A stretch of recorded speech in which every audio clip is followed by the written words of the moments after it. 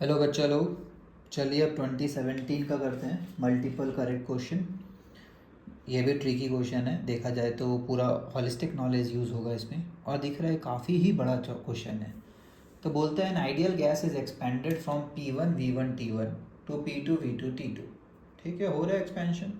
तो दो कीवर्ड अपने को यहाँ से मिल रहा है, एक आइडियल गैस, और आइडियल गैस देखते साथ अपने को समझ में आता है कि ये वाला फॉर्मूला वैलिड हो जाते हैं, delta H is equal to n C P delta T और delta U is equal to n C P delta T.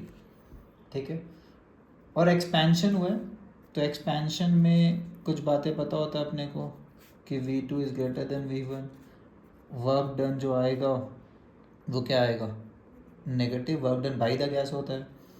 ये सब बातें अपने को पता होता है। The correct statement among the following is और are. A. Work done by the gas is less when it is expanded reversible। तो एक्सपेंशन हुआ रिवर्सिबल वाला अंडर एडियाबैटिक। बहुत बढ़िया। तो देखिए ग्राफ हम लोग पढ़ते हैं, अगर स्टार्टिंग पॉइंट सेम है, फाइनल पॉइंट सेम है, ये वॉल्यूम बोल देते हैं, ये P, तो एरिया अंडर PV का अपने को वर्क डन था। ठीक है, तो पहला वाला जो है वो रिवर्सिबल आइसोथर्मल का है, तो दूसरा वाला ग्राफ है एडियाबैटिक, है ना, रिवर्सिबल बोल लीजिए कोई दिक्कत नहीं, एडियाबैटिक का है। तो एडियाबैटिक रिवर्सिबल वाला काम हमेशा आइसोथर्मल वाले से कम होता है, वर्क डन कम होता है एडियाबैटिक में। दिख रहा है एरिया अंडर द कर्व कम है क्योंकि नीचे से जा रहा है एडियाबैटिक वाला कर्व। यहाँ पे भी यही बोल रहा है, work done of the gas is less when it is expanded, ठीक है, under adiabatic condition as compare to when reversible condition. ठीक है, तो एडियाबैटिक में एक्सपेंशन होता है, ये वैलिड एक्सपेंशन के लिए, ठीक है, कंप्रेशन में उल्टा हो जाता है, तो इसीलिए बोला जाता है रिवर्सिबल, और उसमें भी एक्सपेंशन है ना तो वो काम सबसे ज़्यादा होता है। ठीक है, वैसे ही एक्सपेंशन में रिवर्सिबल इरिवर्सिबल से भी जीत जाता है। अगर ये रिवर्सिबल का ग्राफ है तो इरिवर्सिबल का यहाँ पे आएगा, तो एक्सपेंशन में रिवर्सिबल इरिवर्सिबल से भी जीत जाता है, लेकिन कॉन्ट्रैक्शन में कंप्रेशन में इरिवर्सिबल जीतेगा। ठीक है, समझ आया, इरिवर्सिबल ऐसे जा रहा उल्टा मान लेते हैं, और ये रिवर्सिबल, ये इरिवर्सिबल, ये क्या है, कॉन्ट्रैक्शन या कंप्रेशन। ठीक है, क्लियर। तो ये सब बातें पता होना चाहिए, ये सब ग्राफ, ये सब बातें सबको कहीं ना कहीं पता होना चाहिए। ठीक है, नेक्स्ट स्टेटमेंट में चले तो स्टेटमेंट नंबर डी भी देख लीजिए। तो बोलता है वर्क डन एडियाबैटिक रिवर्सिबल में लेस होगा, लेस इज द कीवर्ड यहाँ पे, as compare to the when expanded reversibly from इतना आइसोथर्मल कंडीशन में। तो बोलता है एडियाबैटिक वाला क्या एक्सपेंशन वर्क कम होता है रिवर्सिबल के केस में आइसोथर्मल से, तो हमारा जवाब होगा यस। समझ आया, तो ये हो गया ट्रू। वैसे ही डी ऑप्शन देखिए, इसमें भी वर्क से रिलेटेड बात है। Work done on the gas is maximum when it is compressed, compression में इरिवर्सिबल में वर्क ज़्यादा होता है, ऐसा बोल रहा है, तो हम लोग बोलेंगे हाँ हाँ सही बोल रहे हो, फ्रॉम इतना अगेंस्ट कांस्टेंट प्रेशर। दिख रहा है, तो इरिवर्सिबल वर्क डन ज़्यादा होता है कंप्रेशन के केस में, रिवर्सिबल ज़्यादा होता है एक्सपेंशन के केस में। ठीक है, तो 2017 का डायरेक्ट क्वेश्चन है ये। The change in internal energy of the gas is zero if it is expanded reversibly with T1 equal to T2। तो देख लीजिए internal energy delta U is equal to इतना है, तो ये तो बड़ा आसान हो गया, डेल्टा यू टेम्परेचर पे डिपेंडेंट करता है, और T1 इक्वल टू T2 है मतलब डेल्टा टी ज़ीरो है, तो डेल्टा यू ज़ीरो हो जाएगा। प्रोसेस से मतलब ही नहीं है, रिवर्सिबल है क्या, स्टेट फंक्शन है ये, रिवर्सिबल इरिवर्सिबल से कोई मतलब होना चाहिए इसको, नहीं।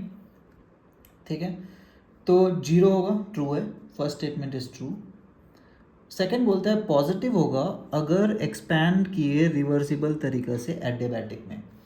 देखिए ये बात यहाँ बड़ा इंपॉर्टेंट है कि adiabatic expansion leads to cooling, adiabatic expansion मतलब कूलिंग है। इसका एक एग्जांपल क्या है, दोनों हाथ को पास लाइए, हाँ ऐसे करके, और इसमें फूंक मारिए, ठीक है, मुंह बंद करके सीटी की तरह जैसे विस्लिंग करते हैं, तो क्या ठंडा लगता है हवा हाथ को, हाथों को ठंडा लग रहा था हवा, वही अगर मुंह पूरा खोल करके मारे तो उल्टा गर्म लग रहा होता है।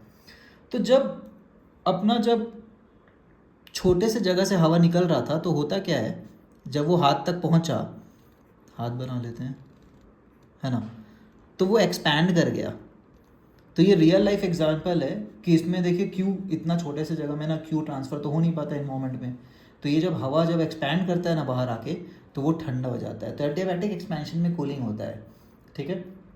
इसके लिए एक्सप्रेशंस भी है अपने पास, एक्सप्रेशंस यूज़ करके भी आप देख सकते हैं। जैसे रिवर्सिबल के केस में अपने को पता है एक्सप्रेशन है टेम्परेचर का TV to the power gamma -1 is equal to TV to the power gamma -1, ठीक है। इससे भी आप निकाल सकते हैं T2 ज़्यादा होगा अगर V2 ज़्यादा है तो, V2 ज़्यादा है तो सॉरी T1 ज़्यादा होगा, बराबर करना पड़ेगा ना दोनों को। तो अगर इसमें सेकंड टर्म ज़्यादा है तो फर्स्ट टर्म छोटा होगा, करेक्ट।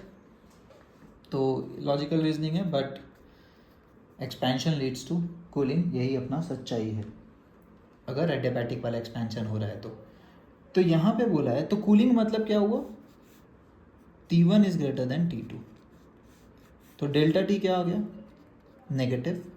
अब अगर डेल्टा टी नेगेटिव है तो डेल्टा यू क्या बोलेंगे, NCV इंटू डेल्टा टी, ये नेगेटिव आया तो डेल्टा यू डिक्रीजिंग है, नेगेटिव आ गया मतलब डिक्रीजिंग है, पॉजिटिव नहीं है, नेगेटिव है एटलीस्ट। तो यहाँ पे बोल रहा है पॉजिटिव है, तो हम लोग बोलेंगे नहीं नहीं आप गलत बोल रहे हैं, पॉजिटिव तो नहीं है। If it is expanded reversibly under adiabatic condition with T1 is not equal to T2, obviously T1 T2 अगर बराबर हो गया तो एडियाबैटिक एक्सपेंशन में जनरली ऐसा होता नहीं है, कूलिंग होता है। तो ये फॉल्स हो गया किसके कारण, इस स्टेटमेंट के कारण, तो ये अपना गलत हो गया बी वाला पार्ट।